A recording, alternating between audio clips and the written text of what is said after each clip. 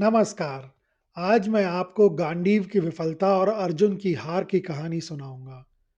कुरुक्षेत्र के युद्ध के समाप्त होने के 36 वर्ष बाद जब भगवान श्री कृष्ण को आभास हुआ कि उनके देह त्यागने का और उनकी द्वारका नगरी का अंत निकट है, तो उन्होंने द्वारका वासियों से कहा, गांधारी के श्राप और ऋषियों के अपमान से यदुवंश का अंत अब निकट है। अब यह नगरी रहने योग्य नहीं रही। मेरे जाने के बाद समुद्र इसे जलमग्न कर देगा। कुछ ही समय बाद यदुवंशियों ने आपस में लड़कर एक दूसरे का विनाश कर लिया। श्री कृष्ण ने प्रभास क्षेत्र में अपनी लीला समाप्त करने से पहले अंतिम बार अर्जुन को याद किया। जब श्री कृष्ण बैकुंठ जा रहे थे, तब उन्होंने उद्धव के माध्यम से अर्जुन के लिए अपना अंतिम संदेश भेजा, जिसमें उन्होंने अर्जुन को द्वारका की स्त्रियों की रक्षा करने की जिम्मेदारी सौंपी। अर्जुन संदेश पाते ही द्वारका पहुंचे। द्वारका पहुंचकर उन्होंने पाया कि द्वारका की गलियां, जो कभी उत्सवों से गूंजती थी, अब वीरान पड़ी हैं। उन्होंने देखा कि उनका प्रिय सखा कृष्ण और उनके बड़े भाई बलराम पहले ही इस नश्वर संसार का त्याग कर चुके थे। अपने दोनों पुत्रों और पूरे यदुवंश के विनाश से वृद्ध वासुदेव अत्यंत गहरे शोक में थे। कुछ ही पलों में महाराज वासुदेव ने भी योग शक्ति के माध्यम से अपने शरीर का त्याग कर दिया। अर्जुन ने एक भांजे और एक पुत्र के समान महाराज वासुदेव का अंतिम संस्कार किया। उस समय वासुदेव की पत्नियां देवकी, रोहिणी, भद्रा और मदिरा सभी सती हो गई। अर्जुन ने जैसे ही महाराज वासुदेव का अंतिम संस्कार किया और बचे हुए नागरिकों, वृद्धों, महिलाओं और बच्चों को हस्तिनापुर ले जाने के लिए नगर के मुख्य द्वार से बाहर कदम रखा, प्रकृति ने अपना रौद्र रूप दिखाना शुरू कर दिया। अर्जुन के द्वारका की भूमि छोड़ते ही समुद्र अपनी सीमाएं तोड़कर नगर में घुस आया। देखते ही देखते वह दिव्य और अद्भुत नगरी केवल एक जल राशि बनकर रह गई। रथों, हाथियों और पैदल यात्रियों का काफिला अब कई मील लंबा हो चुका था। अर्जुन सबसे आगे अपने दिव्य रथ पर सवार थे। उनके कंधे पर वही गांडीव धनुष था जिसने कुरुक्षेत्र के मैदान में हाहाकार मचा दिया था। काफिला चलते चलते पंचनद अर्थात आज के पंजाब और राजस्थान के संगम के क्षेत्र के घने जंगलों के पास पहुंचा। यहाँ के जंगली लुटेरों अर्थात आभिर को जब पता चला कि द्वारका की अपार संपत्ति और हजारों स्त्रियां केवल एक योद्धाओं के भरोसे जा रही है, तो उनके मन में लालच जाग गया। डाकुओं के सरदार ने चिल्लाकर कहा, एक अकेला धनुर्धर इतनी बड़ी संपत्ति ले जा रहा है, सब टूट पड़ो। अर्जुन ने जब उन लुटेरों को अपनी ओर आते देखा, तो उनके चेहरे पर एक फीकी मुस्कान आई। उन्होंने मन ही मन सोचा, ये मूर्ख शायद जानते नहीं कि वे किसके सामने खड़े हैं। अर्जुन ने लुटेरों को डराने के लिए अपनी पहली प्रत्यंचा चढ़ाई, लेकिन वह टंकार नहीं हुई जिससे धरती कांप उठती थी। प्रत्यंचा ढीली पड़ गई थी। अर्जुन ने क्रोध में आकर दिव्य अस्त्रों का आवाहन करना चाहा। उन्होंने आंखें मूंदकर उन मंत्रों को याद किया जिन्हें वे नींद में भी बोल सकते थे, परंतु सन्नाटा छा गया। उनके मस्तिष्क में अंधकार छा गया। वे अग्नि अस्त्र, वरुण अस्त्र, यहाँ तक कि साधारण बाण को भी अभिमंत्रित करने वाले मंत्र पूरी तरह भूल चुके थे। ऐसा लग रहा था जैसे उनके भीतर का सारा ज्ञान किसी ने निचोड़ लिया हो। विवश होकर अर्जुन ने साधारण बाण चलाने शुरू कर दिए, लेकिन वह अक्षय तरकश, जिसके बाण कभी खत्म नहीं होते थे, वह भी खाली होने लगा। लुटेरे हाहाकार मचाते हुए काफिले के बीच घुस गए। वे स्वर्ण, आभूषण और यादव स्त्रियों को खींच खींच कर ले जाने लगे। स्त्रियां चिल्लाती रह गईं, हे अर्जुन हमें बचाइए, कहाँ गई आपकी वीरता अर्जुन। परंतु अर्जुन, उनका हृदय छलनी हो गया। उन्होंने अपने धनुष के भारी मुक्के से डाकुओं को मारना शुरू किया, लेकिन हजारों लुटेरों के सामने उनकी एक ना चली। जिस योद्धा ने स्वर्ग में जाकर इंद्र के शत्रुओं का नाश किया था, वह आज साधारण डाकुओं के सामने मिट्टी में मिल रहा था। जब लुटेरे अपना काम करके भाग गए, तब मैदान में केवल धूल और चीखें बची थीं। अर्जुन के पास ना तो अपनी शक्ति बची थी, ना ही कृष्ण की दी हुई अमानत। वे धरती पर बैठ गए और गांडीव को देखा, और अब उनके लिए वह एक साधारण लकड़ी का टुकड़ा मात्र रह गया था। अर्जुन पंचनद के डाकुओं से हारकर, अपनी संपत्ति और सम्मान खोकर हस्तिनापुर पहुंचे। वे एक जीवित लाश की तरह दिख रहे थे। उनके कदम लड़खड़ा रहे थे और गांडीव उनके हाथों में किसी सूखी लकड़ी की तरह पड़ा था। इसी अवस्था में वह सबसे पहले महर्षि वेद व्यास के आश्रम पहुंचे। आश्रम के शांत वातावरण में अर्जुन जब वेद व्यास के सम्मुख खड़े हुए, तो उनकी आंखों से आंसुओं की धारा बह निकली।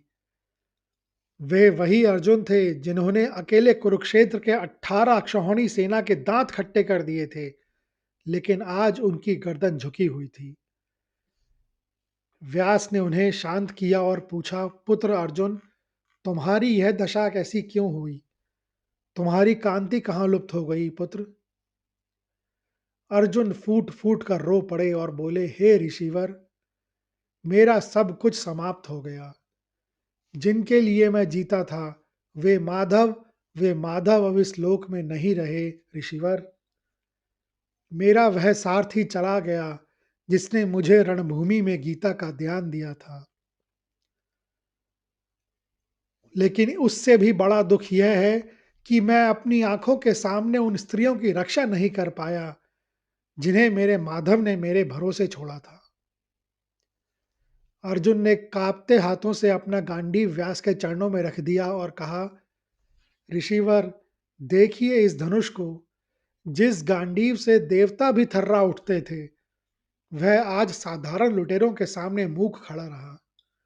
मैं मंत्र भूल गया, मेरे बाण खत्म हो गए। क्या मैं अब योद्धा नहीं रहा? क्या मेरी सारी विद्या व्यर्थ हो गई है प्रभु? वेद व्यास ने अर्जुन की ओर करुणा भरी दृष्टि से देखा और वह कड़वा सत्य कहा, जिसे स्वीकार करना किसी भी मनुष्य के लिए कठिन होता। वह बोले, पार्थ, शोक मत करो। तुम हारे नहीं हो, बल्कि तुम्हारा समय समाप्त हो गया है। तुम भूल रहे हो कि तुम केवल एक माध्यम थे। वह गांडीव इसीलिए शक्तिशाली था क्योंकि उसके पीछे कृष्ण का संकल्प था। अस्त्रों में शक्ति मंत्रों से नहीं, बल्कि उस समय की आवश्यकता से आती है। जैसे एक ही भूमि समय आने पर लहलहाती फसल देती है और समय बीत जाने पर बंजर हो जाती है, वैसे ही मनुष्य की बुद्धि और शक्ति समय के अधीन है। जब तक कुरुक्षेत्र में अधर्म का नाश करना था, तुम अजय थे। अब वह कार्य पूरा हो चुका है। जैसे तुम्हारी शक्तियां लुप्त हो गई, वैसे ही अब इस संसार से तुम्हारे मोह का भी अंत होना चाहिए।